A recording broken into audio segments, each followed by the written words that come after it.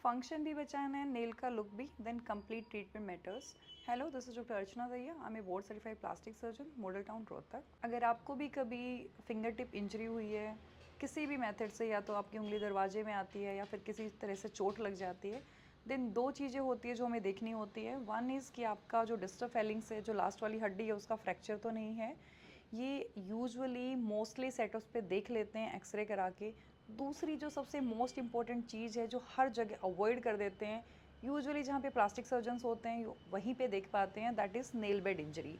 कि आपका जो नेल प्लेट है, इसके नीचे वेस्कुलर स्ट्रक्चर होती है नेल बेड, उसमें इंजरी तो नहीं है। फ्रैक्चर का फिक्सेशन मोस्टली जगह पे हो जाता है, लोग कर देते हैं, के वायरिंग कर देते हैं, लेकिन जब तक आप नेल बेड का रिपेयर नहीं कराते हो, आपको इसके दो नुकसान होते हैं। फर्स्ट कि आपका जो फ्रैक्चर फिक्सेशन हुआ है वो ढंग से नहीं होता है जब तक आपका नेल बेड रिपेयर नहीं होता है।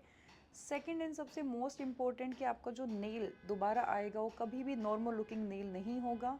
उसमें रिजिज और एक लाइन होती है कि ये दो पार्ट में नाखून आता है, कॉस्मेटिकली बहुत गंदी लुक देता है। So first of all you have to search for a plastic surgeon near you. हम लोग यूजुअली पहले नेल बेड रिपेयर करते हैं, जो आपकी हार्ड स्ट्रक्चर है नेल प्लेट, इसको निकालते हैं। नेल ब्लेड में जो गैप मिलता है नेल बेड में, उसको हम रिपेयर करते हैं। माइनर सूचर से रिपेयर होता है, यूजुअली प्लास्टिक सर्जन ही करते हैं। उसके बाद अगर नीड होती है तो हम जो आपकी हड्डी का फ्रैक्चर है उसके लिए के वायरिंग करते हैं।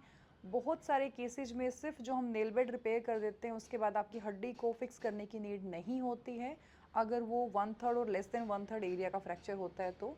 और अगर वो बिल्कुल ही अलग है तो भी हम उसे के वायरिंग कर देते हैं। नेक्स्ट टाइम से अगर जब भी आपको कोई फिंगर टिप इंजरी होती है, आपके किसी रिलेटिव को होती है, आपको दोनों चीज़ें देखनी है। वन इज़ हड्डी का fracture, second is nail bed injuries.